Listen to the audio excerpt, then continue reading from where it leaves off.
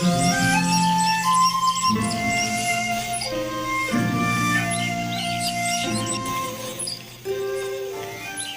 The lord. మన ప్రభువును మన రక్షకుడైన యేసుక్రీస్తు వారి శ్రేష్టమైన ఉన్నతమైన నామంలో మీ అందరికీ మా హృదయపూర్వక వందనములు.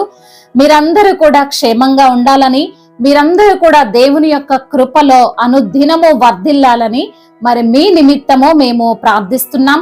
మరి మీరు కూడా దేవుని యొక్క కాపుదలలో భద్రపరచబడుతున్నారని మరి మిమ్ములను బట్టి దేవాతి దేవుణ్ణి మేము ఎంతగానో స్తుతిస్తున్నాం.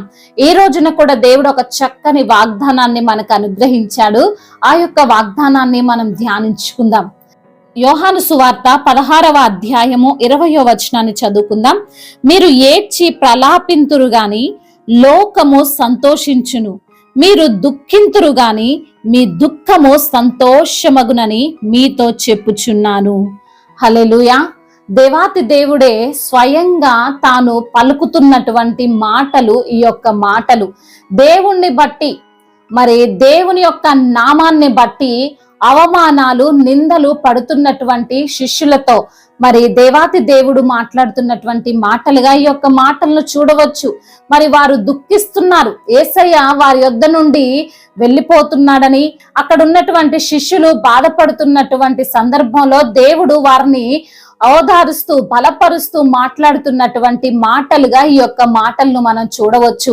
మరి దేవుణ్ణి నమ్ముకొని ఆయన యొక్క మార్గంలో నడుస్తున్నటువంటి విశ్వాసులమైనటువంటి మనపైన కూడా చాలా నిందలు, అవమానాలు, అవహేళనలు, మరి ఎప్పుడు చూసినా ఆ దేవుడు ఉన్నాడుగా మీకు అన్నటువంటి మాట చేత మనల్ని వారు తృణీకరించడం, హేళన చేయడం వంటి మాటలు మనం చూస్తూనే ఉంటాం, వింటూనే ఉంటాం కదండి.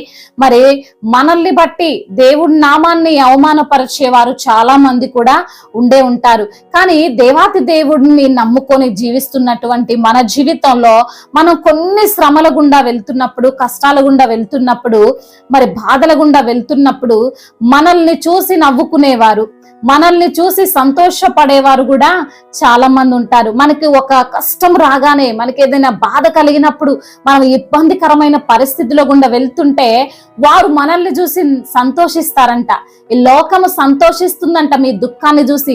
దేని నిమిత్తం అయితే నువ్వు ఈ రోజున దుఃఖపడుతున్నావో అది లోకం దృష్టిలో అది సంతోషము. కానీ దేవుడు అంటున్న మాట ఏంటో తెలుసా? మీ దుఃఖము సంతోషకరంగా మార్చబడుతుంది. హల్లెలూయా. దేవుడు ఈ రోజున నువ్వు ఉన్న కష్టమైనటువంటి పరిస్థితిలో నుండి నిన్ను లేవనెత్తబోతున్నాడు. నువ్వు దేవుని నిమిత్తం పడుతున్న నిందలను, అవమానాలు అన్నిటి నుండి కూడా దేవుడు నీకు విడుదలివ్వబోతున్నాడు. దేని నిమిత్తం ఈ రోజు నువ్వు దుఃఖపడుతున్నావు, నీకొచ్చిన కష్టాన్ని బట్టి, నీకొచ్చిన శ్రమను బట్టి, నీకున్న అప్పును బట్టి, నీకున్న బంధకాలను బట్టి, నీకున్న చెడు వ్యసనాలను బట్టి ఈ రోజు నువ్వు దుఃఖించే వ్యక్తిగా ఉన్నట్లయితే మీ దుఃఖము సంతోషకరంగా మార్చబడుతుంది. నీ కుమారుని నిమిత్తము నువ్వు దుఃఖపడుతున్నావేమో, నీ కూతురు మారు మనసు నిమిత్తం నువ్వు దుఃఖపడుతున్నావేమో, నీ కుటుంబం అంతా రక్షింపబడాలని ఈ రోజున నువ్వు దేవుని సన్నిధిలో దుఃఖితురాలివై ఉంటూ దేవుని సన్నిధిలో మొర పెడుతున్నావేమో, దేవుడు నీ మొరను వింటాడు. దేవుడు ఖచ్చితంగా తనకు మొర్రపెట్టు వారికి, తన యొద్దకు వచ్చు వారిని ఎంత మాత్రమో త్రోసివేసే దేవుడు కాదు గనుక నీ దుఃఖమును సంతోషంగా మారుస్తానంటున్నాడు. దేవుని వైపు నువ్వు చూడు, మనుషుల యొక్క నిందలకు భయపడకు. వారు ఎంత మాత్రం వారు ఇంతలో కనబడి అంతలో ఆవిరైపోయే నీటి బుడగ వంటి వారు. వారిని బట్టి నువ్వు దిగులు చెందకు, వారిని బట్టి నువ్వు ఇబ్బంది పడిపోమాకు. దేవుడు నీకు తోడై ఉన్నాడు, ఆయన సన్నిధి నీకు తోడుగా ఉంది. మార్తా మరియ విషయంలో తన యొక్క సహోదరుడు చనిపోతాడు. వారు అప్పటి వరకు దుఃఖించారు, ప్రలాపించారు, వేదనతో ఉన్నారు, బాధను అనుభవించారు. కానీ వారి దుఃఖం కొట్టివేయబడి వారికి సంతోషాన్ని దేవుడు అనుగ్రహించాడు. తాను ప్రేమించిన వారి కొరకు దేవుడు తన యొక్క దీవెనలను, ఆశీర్వాదాలను ఎల్లప్పుడూ కూడా మన పైన కుమ్మరిస్తూనే ఉంటాడు. మరణించిన వారిని సైతము తిరిగి లేపగలిగినటువంటి శక్తి మనము నమ్ముకొని మనము అనుసరిస్తున్నటువంటి దేవునికి ఉంది. దేన్ని బట్టి దిగులు చెందకు. నేనున్న పరిస్థితిలో నన్ను ఎవరు ఆదుకోవట్లేదయ్యా, నేను నిన్ను నమ్ముకున్నానని నిందలు పడుతున్నాను, నిన్ను నమ్ముకున్నానని నేను అవమానాలు పడుతున్నానని దుఃఖించకు. దేవుడు నీకు తోడై ఉన్నాడు. నీ దుఃఖము సంతోషకరంగా మార్చబడుతుందని దేవాతి దేవుడు సెలవిస్తున్నాడు. మరి దేవుడు నీకు తోడై ఉన్నప్పుడు ఎవరు వేసిన నిందలైనా, ఎవరు చేసినటువంటి మోసపు క్రియలైనా ఆయన చూస్తున్నాడు. ఆయన చూచుచున్న దేవుడు, యెహోవా ఈరేగా ఉన్నటువంటి దేవుడు నీకు తోడై ఉన్నాడు. ఆయన అన్నిటిని చూస్తున్నాడు. నువ్వు నిన్ను మోసపరిచే పరిస్థితులైనా, నువ్వు ఎదుర్కొంటున్న ఇబ్బందులైనా అన్నిటి నుండి నీకు సమాధానాన్ని దేవుడు అనుగ్రహిస్తాడు. నువ్వు ఆయన వైపు చూడు, దేవుని కొరకే నువ్వు ఎదురు చూడు, నిరీక్షణతో ఉండు, విశ్వాసంతో ఉండు, ప్రార్థన పూర్వకంగా దేవుని సన్నిధిలో కనిపెడుతూ ఉండు. దేవుడు నీ దుఃఖాన్ని కొట్టివేసి సంతోషంగా మార్చబోతున్నాడు. హల్లెలూయా. ఇన్ని రోజులు మనుషుల వైపు చూసావేమో, ఇన్ని రోజులు పరిస్థితుల వైపే చూస్తూ దుఃఖితురాలవై ఉన్నావేమో, నీకొచ్చిన అనారోగ్యాన్ని బట్టి, నీకున్న ఆర్థిక ఇబ్బందులను బట్టి, నీకున్న కుటుంబ సమస్యలను బట్టి, నీ యొక్క పరిస్థితి వైపే నువ్వు చూసుకుంటూ కుమిలి కుమిలి ఏడుస్తున్నావేమో. నీవు అనాథవని, ఏ దిక్కు లేని దానివని, ఏ అండ లేని దానివని, ఏ బంధువర్గము నీకు తోడు లేదని ఈ రోజున దుఃఖిస్తుంటే దేవుడు ఏమంటున్నాడు? నీ దుఃఖమునంతటిని కొట్టివేసి నీకు ఆనందాన్ని ఇస్తాను, సంతోషాన్ని ఇస్తాను. నేను నీకు తోడై ఉన్నాను.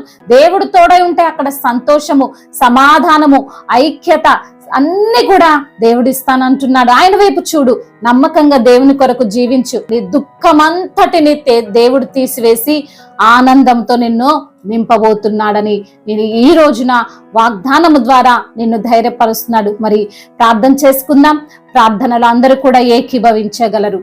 పరిశుద్ధుడైన దేవా, ప్రేమగల మా తండ్రి, కృపగలిగిన దేవా, నీకు స్తోత్రములు తండ్రి.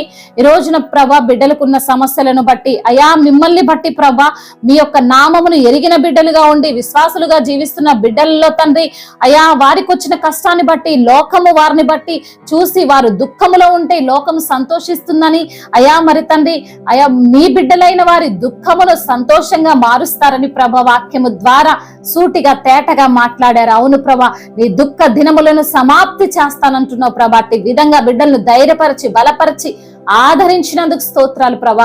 ఈ రోజున ఎందరైతే బిడ్డలు ఏ ఏ సమస్యతో, ఏ ఏ కష్టముతో, ఏ ఏ ఇబ్బందులతో, ఎటువంటి అనారోగ్య సమస్యలతో ఉన్నారో నా ప్రభా, అయా కన్నీటితో మీకు మొరపెడుతున్నారో ప్రభా, వారి కన్నీటిని తుడిచివేసి నాట్యంగా మార్చండి. సంతానము లేని బిడ్డల కొరకు ప్రార్థిస్తున్న అద్భుత కార్యాన్ని బిడ్డల పట్ల జరిగించండి. ఎందరైతే ఆర్థిక సమస్యలతో, ఇబ్బందులతో ఉన్నారో ప్రభా, వారికి ఉన్న ఆర్థిక సమస్యలను కొట్టివేయండి. అప్పుల భారాల నుండి విడుదల దయచేయండి నా ప్రభా. తండ్రి, ఇంతవరకు చేసిన ప్రార్థన అంతటిని మీ పాద సన్నిధిన చేర్చుకోమని మానాథుడు, సర్వశక్తిమంతుడు, సజీవుడైన యేసుక్రీస్తు వారి బలమైన నామంలో ఈ ప్రార్థనను అడిగి వేడుకొని పొందుకొని ఉన్నాము తండ్రి.